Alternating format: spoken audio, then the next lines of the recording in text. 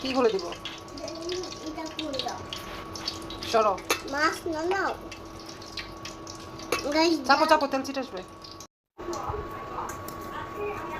কত লবণ দাও মা? কত টান দাও? নাও মাছটা নিয়ে আসছো মা। আমি এই মাছটা খাবো মা। খাবে।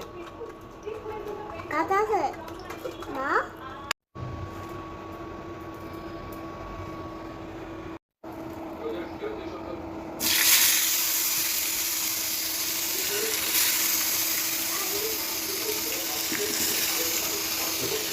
গাইস ইদানিং কোনো কিছু খেতে ভালো লাগছে না, তাই দেখি মাছ ভাজা আর আলু ভর্তা দিয়ে ভাত খেতে ভালো লাগে কিনা।